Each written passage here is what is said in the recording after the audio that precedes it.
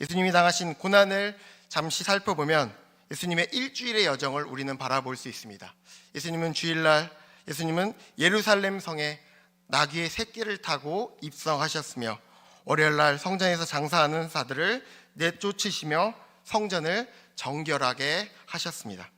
그리고 화요일날은 유대 지도자들과 많은 변론을 하시고 말세의 일을 예언하고 계십니다. 그리고 오늘 함께 볼 수요일날에는 특별한 일이 없으셨는데 이날은 침묵의 날, 명상의 날이라고 말하기도 합니다.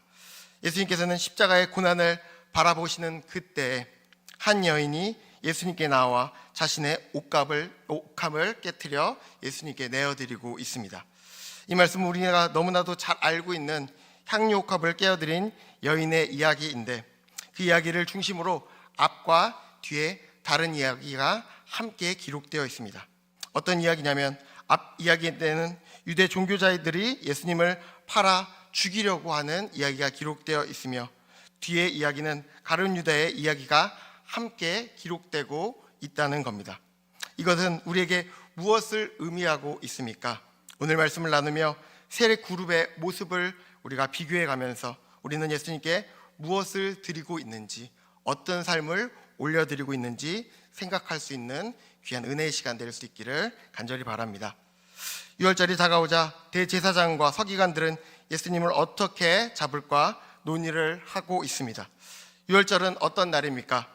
이스라엘의 대표적인 3대 절기로서 이스라엘 백성들은 쓴 나물과 누룩이 들어가지 않는 떡을 먹으며 애굽의 노예로 구원하여 주신 하나님께 감사하는 절기로 올려드렸습니다. 그렇지만 유대 종교자들은 유월절을 준비하고 있는 것이 아니라 어떻게 하면 예수님을 잡아 죽일지 그들은 논의하고 있었다는 겁니다. 그들은 예수님을 죽일 계획을 가지고 있었으며 이 일이 옳은지 하나님의 뜻인지 하나님께 묻지 않았습니다. 그들은 더 이상 하나님의 뜻이나 율법에는 관심이 없는 그저 종교인이 되어버린 것입니다.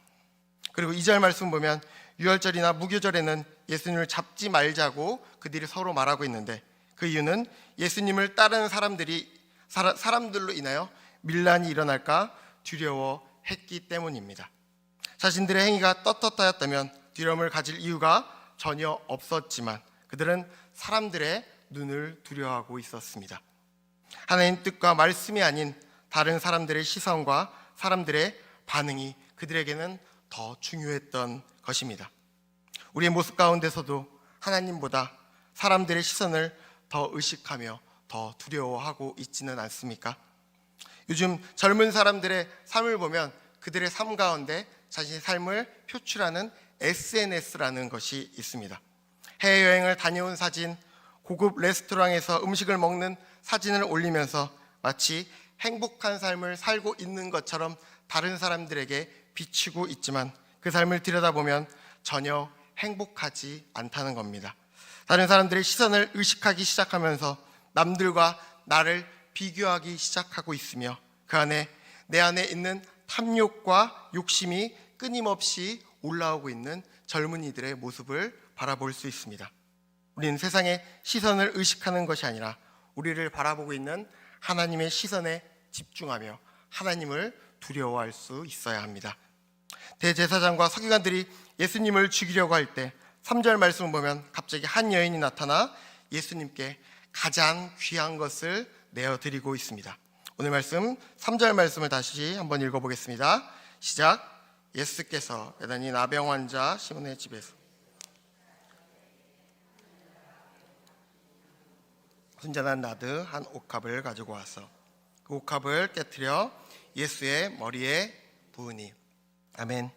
이 사건이 일어난 도시는 베다니로서 예루살렘 근처에 있는 도시였습니다. 예수님이 마지막 일주일 동안 예루살렘에 가셨다가 매일 저녁이면 나병 환자 시몬의 집으로 돌아와 주무셨는데 기록에 따르면 이 지역에는 나병 환자 집단 거주지가 있었으며 대부분 가난하고 어려운 사람들이 모여 살고 있는 가난한 동네였다고 합니다.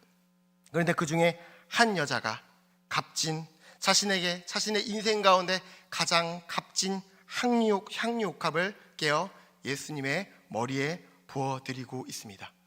마가복음에는 기록되어 있지 않지만 그 이름이 생략되어 있지만 요한복음 말씀을 보면 한 여자의 이름이 나사로의 누이 마리아라는 것을 우리는 알 수 있습니다. 이 향유는 당시 매우 귀한 것으로서 가격이 무려 300데나리온이나 되었다고 합니다. 데나리온이라고 하면은 노동자 하루의 품삯이었는데 오늘로 따지면 약 10만 원이라고 생각했을 때 그 값은 약 1년의 품삯과 맞먹는 3천만 원 이상으로서 가장 귀한 것을 예수님께 내어드렸던 것입니다. 그 당시 기름은 매우 귀중한 것이었으며 여러 가지 용도로 사용되었습니다. 어떤 용도로 사용되었냐면 첫 번째로는 머리에 바르거나 피부 미용으로 사용되었다고 합니다. 두 번째는 귀한 손님에게 존경과 사랑을 표현할 때 기름을 붓는 행위로 사용이 되었습니다. 세 번째는 시신을 닦을 때 기름을 사용하였는데 지금 마리아가 예수님께 향유를 부어드린 이것은 예수님을 향한 존경과 사랑을 표시하고 있습니다. 향유옥합을 깨어드릴 때 주님께서는 그 드린 여인을 향하여 뭐라고 말씀하고 계십니까? 8절 말씀을 보면 예수님께서 그녀에게 나의 장례를 미리 준비하는 모습이라고 말씀해 주고 있습니다. 이 말씀처럼 예수님께서는 이틀 뒤인 금요일 대제사장의 무리들에게 잡혀 끝내 십자가에 달려 죽게 되는데 마리아는 이 사실을 알고 주님께 이 향유옥합을 내어드렸습니까? 아닙니다. 그녀는 아무것도 알지 못하였으며 예수님을 향한 그 은혜에 감사하여 사랑을 올려드렸을 때 그녀의 행동과 이름이 영원토록 기억되었다는 것입니다. 우리도 하나님께 받기만 하는 것이 아니라 그 사랑과 은혜에 감사하며 우리 삶에 귀한 것을 올려드릴 수 있기를 간절히 바랍니다. 말씀을 묵상하며 내가 예수님께 어떤 것을 내어드릴 수 있을까? 내가 지금까지 인생 가운데 하나님께 가장 귀하게 올려드린 것이 무엇일까 생각하며 묵상해 보았을 때 20대, 30대의 청춘의 시간을 하나님께 올려드렸던 기억이 났습니다. 임원도 하였으며 노방전도도 나가며 가장 열심을 다해 하나님께 나의 인생을 올려드렸던 것 같습니다.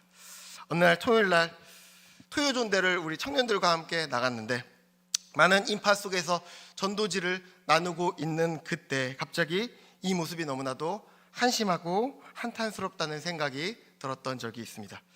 내가 지금 여기에 왜 서 있지? 다른 사람들은 돈을 벌거나 스펙을 쌓기 위해서 공부를 하고 여러 가지 해외여행도 다니고 있는데 나는 왜 이 토요일날 이 귀한 시간 이곳에 나와서 사람들에게 전도지를 나누고 있지? 이 마음이 갑자기 제 마음을 휩싸는 그동안 내 마음 가운데 집으로 돌아갈까? 이런 생각도 들기도 했습니다. 그 마음으로 힘들어할 때 하나님께서 이런 마음을 저에게 주셨습니다. 너는 지금 가장 귀한 시간을 나에게 준 것이란다. 내가 모두 기억하고 있으며 내가 너를 높여주리라. 내 마음 가운데 하나님의 음성이 들리는 것만 같을 때 하나님께서 나의 마음을 위로해 주시고 내 삶을 인정해 주실 때 얼마나 힘이 났는지 모릅니다. 우리는 하나님께 무엇을 올려드리고 있습니까? 우리 삶의 가장 귀한 것을 하나님께 올려드릴 수 있기를 간절히 소망합니다. 소예배에 나와 하나님께 예배드리는 것, 몸된 교회를 세워가며 헌신하는 것, 주님께 감사의 예물을 들려 올려드리는 것 등 하나님께서는 우리의 마음과 삶을 받고 계십니다. 한 여인이 자신의 가장 귀한 것을 내어드렸을 때 그녀가 드린 것보다 큰 은혜로 갚아주셨던 것처럼 그녀의 이름이 영원토록 기억될 수 있었던 것처럼 우리의 삶을 올려드리며 우리의 삶을 통해 하나님을 기쁘시게 하고 하나님의 영광을 올려드릴 수 있기를 간절히 바랍니다. 하지만 제자들은 주님께 향유옥합을 부어드린 마리아를 향하여 4절 이렇게 말하고 있습니다. 4절 말씀 읽어보겠습니다. 어떤 사람이 화를 내어 서로 말하되 어찌하여 이 향유를 허비하는가? 마리아를 비난한 제자들의 모습을 자세히 보면 가룟 유다는 왜 그 향유를 허비하냐고 그 마리아를 지금 다그치고 있었습니다. 허비라는 말은 쓸데없는 일에 사용하여 아무런 유익이 없다는 것을 의미하고 있는데 가룟 유다는 자신의 것을 내어드린 것도 아니고 자신이랑 아무런 상관도 없는 이 일에 왜 이렇게 화를 내고 있습니까? 어떤 사람이 화를 내는 것을 보면 그 사람이 어떤 것에 가치를 두고 살아가고 있는지 우리는 잘 알 수 있습니다. 마리아는 자신의 마음을 담아 예수님께 향유를 부어드린 것을 자신의 삶 가운데 가장 큰 가치로 여겼지만, 지금 가룟 유다는 예수님이 아닌 돈을 더 큰 가치로 여겼다는 것을 우리는 알 수 있습니다. 겉으로는 지금 왜 가난한 자들 위해 사용하지 않냐고 묻고 있지만, 요한복음 12장 6절 말씀을 보면 그가 돈을 훔치고 공금을 횡령한 사실을 우리에게 다시금 말해주고 있습니다. 요한복음 12장 6절 말씀입니다. 이렇게 말함은 가난한 자들을 생각함이 아니요 그는 도둑이라 돈꾀를 맞고 거기 넣은 것을 훔쳐 가밀어라. 아멘. 그는 겉으로는 예수님을 따르는 신실한 제자처럼 살아가는 것처럼 보였지만 실제로는 예수님보다 돈을 더 사랑하였으며 대제사장들에게 예수님을 넘겨주는 마음을 가지고 있었습니다. 예수님께서는 그 마음의 의도를 아시고 오히려 그 여인의 편, 한 여인의 편에 서서 그 여인을 향하여 이렇게 말씀하셨습니다. 6절입니다. 예수께서 이르시되 가만두라. 너희가 어찌하여 그를 괴롭게 하느냐. 그가 내게 좋은 일을 하였느니라. 아멘. 예수님께서는 그가 내게 좋은 일을 했다고 말하고 계십니다. 우리말에는 좋은 일이라고 해석되어 있지만 원문의 말씀을 보면 아름다운 일을 했다고 말하고 있습니다. 사람들은 그 여인을 향하여 그 모든 그 행위가 허비된 삶이라고 말하고 있지만 예수님은 가장 아름다운 일을 했다고 그에게 말해주고 있습니다. 겉을 보면 이 여인이 한 일은 낭비이고 허비일지 모르지만 주님은 이 여인의 아름다운 일을 했다고 말씀하고 계십니다. 그렇다면 예수님은 왜 그렇게 말씀하셨습니까? 주님은 그녀의 마음을 보고 계셨기 때문입니다. 이 여인이 예수님께 향유옥합을 드린 진정한 동기는 예수님을 향한 사랑의 마음을 내어드린 것입니다.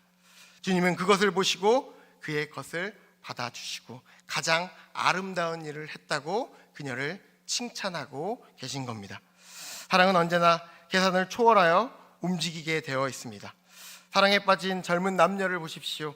사랑에 빠진 사람들은 계산하지 않습니다. 우리도 이전에 사랑을 경험해 본 적 있지 않으십니까? 지금 말고 젊었을 때를 상상하면 너무나도 아름다운 시절이 되어 있지 않습니까? 저도 이제 결혼을 해서 3년이라는 시간이 지났는데 뭔가 이제 유효기간이 조금 지났나? 옛날에 그 연애했을 때를 기억하면 너무나도 아름답고 너무나도 뜨거운 시간을 보낼 수 있었던 것 같습니다. 저도 그 늦은 나이에 아내와 결혼하게 되었는데 한 목사님께서 의정부에 사는 어떤 여자와 한번 만나볼 의향이 있냐고 저에게 이렇게 한번 소개팅을 제안해 주셨습니다. 근데 저는 한 번도 의정부에 가본 적이 없습니다. 인생을 살면서 의정부에 한 번 가봤기 때문에, 그리고 저는 그 경기 남부에 살고 있었기 때문에 군포에 살고 있기 때문에 저기 의정부에 있는 여자를 만날 거라고 상상을 하지 못했습니다. 근데 한번 소개팅을 해보니까 너무나도 아름답고 하나님께서 나에게 예비해 두신 짝이라는 것을 기억하고, 제가 예전에 사역할 때는 인천 쪽에 살고 있었고 아내는 의정부 쪽에 살고 있었습니다. 그렇기 때문에 아내가 인천으로 내려온다는 것은 너무나도 힘든 일이었기 때문에 제가 사역을 마치면 자동차를 타고 고속도로를 내리달려서 몇 시간을 갔을까요? 1시간 반 동안 가야지만 그녀의 얼굴을 조금이나 볼 수 있었다는 겁니다. 그때도 전임 사역을 하고 있었기 때문에 일주일에 하루밖에 쉬지를 못했습니다. 그렇기 때문에 사역이 끝나고 주일 사역이 끝나고 월요일 날 쉬는 날이면 그녀를 향해 달려갔던 생각이 듭니다. 그렇게 1시간 반, 돌아올 때 1시간 반, 왕복 3시간의 시간을 왔다 갔다 했기 때문에 그녀를 볼 수 있는 시간은 30분에서 길어야 2시간 안쪽이었습니다. 그리고 그녀를 보고 돌아올 때 저는 꼭 어딘가에 들리곤 했는데 어디에 들렸을까요? 너무나도 힘들고 지쳐가지고 졸음 쉼터에서 잠시 잠을 잤던 기억이 너무나도 많습니다. 그래서 잠을 잠깐만 자고 가야지 그랬는데 제가 꼴딱 새고 그렇게 다시 집으로 새벽에 들어갔던 적이 너무나도 많았다는 겁니다. 하지만 지금 생각해보면 그녀를 향한 그 사랑을 계산하지 않았습니다. 아까워하지 않았다는 것입니다. 그 사랑의 마음을 내어드린 것처럼 가장 귀한 것을 예수님께 내어드린 그 한 여인과 같이 우리는 그런 사랑의 마음을 예수님께 내어드릴 수 있어야 합니다. 정말 사랑하는 사람은 자기가 사랑하는 사람을 위해 쓰는 돈, 시간을 전혀 아까워하거나 낭비로 생각하지 않습니다. 그것을 낭비한다고 말한다면 나는 너를 사랑하지 않는다고 해석할 수 있습니다. 부모가 자녀를 사랑할 때도 마찬가지입니다. 밤을 꼴딱 새고 그 아이의 웃는 모습을 보면 행복해하는 것처럼 자신의 모든 것을 내어주어도 아까워하지 않는 것처럼 우리는 하나님께 그 사랑의 마음을 내어드릴 수 있어야 합니다. 주님께서 보시는 것은 우리의 마음 가운데 그 중심을 보시는데 특별히 사랑이 있는가 없는가 바라보고 계십니다. 예수께서 말씀하신 것처럼 이 모든 계명 가운데 하나님의 말씀 가운데 가장 큰 계명은 무엇이라고 말씀해 주셨습니까? 하나님의 마음과 뜻과 목숨을 다해서 사랑하라고 우리에게 말씀해 주고 계십니다. 우리 마음에 이런 사랑의 마음이 담겨져 있을 수 있기를 간절히 바랍니다. 예수님께서 왜 이 여인에게 잘했다고 아름다운 일을 했다고 말씀하고 계십니까? 주님을 향한 사랑의 마음이 차고 넘치도록 있었기 때문입니다. 여기 주님을 따라온 제자들 중에는 이 여자와 같이 예수님을 사랑한다고 말하며 고백하는 사람이 단 한 사람도 없었습니다. 이 여자와 같이 예수님을 향한 사랑을 표현하지 않았다는 겁니다. 다른 사람들은 전부 예수님을 통해 무엇을 얻을까? 무엇을 바라볼 수 있을까? 한 자리라도 차지할 수 있을까? 어떤 이익을 얻을 수 있을까? 하며 예수님을 따라갈 때 그 여인은 아무것도 따르지 않고 자신의 삶에 가장 귀한 것을 예수님께 내어드렸다는 것입니다. 지금으로 따지면 결혼 자금을 평생 동안 모아서 예수님께 내어드린 것과 똑같다고 말할 수 있습니다. 그는 자신의 것을 조금 내어드릴 수도 있었습니다. 하지만 그녀는 자신의 모든 것을 내어드리며 예수님을 향한 그녀의 사랑을 표현하고 있었던 것입니다. 그것을 보시고 예수님께서는 그가 내게 아름다운 일을 했다고 칭찬해 주고 계십니다. 우리도 고난주간 우리의 사랑을 올려드릴 수 있기를 간절히 바랍니다. 그 사랑을 표현하고 내어드릴 때 하나님께서 더 큰 은혜로 우리 삶 가운데 채워주실 것입니다. 그리고 예수님이 이 여인을 칭찬하신 이유는 또 하나 있는데 내가 어떻게 하면 주님께 기쁘게 하실 수 있을까라는 그 마음을 가지고 있었기 때문입니다. 그는 그 생각만으로 끝난 것이 아니라 행동으로 예수님께 나아가 그 사랑을 표현했다는 사실입니다.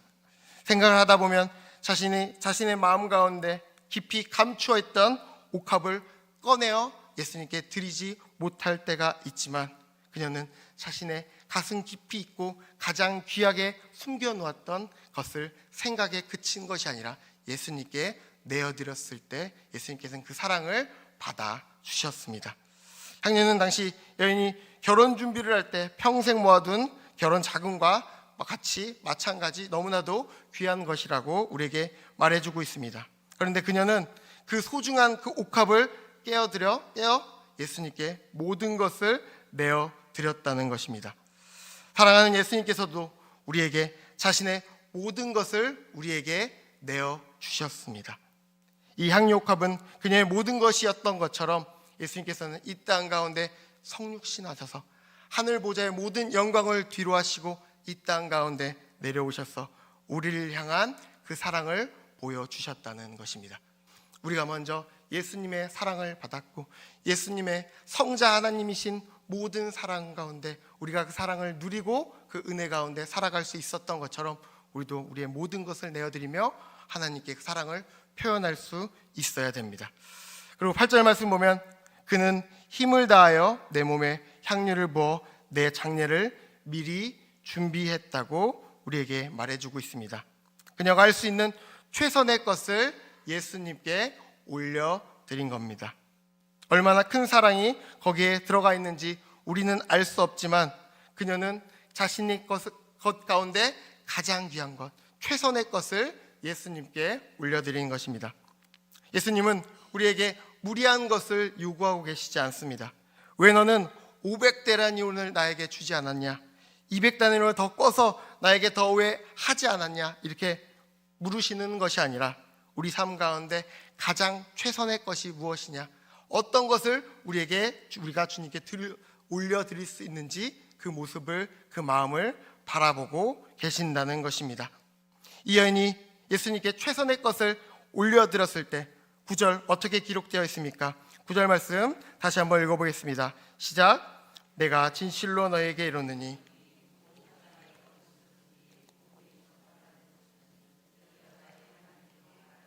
그를 기억하리라 하시니라.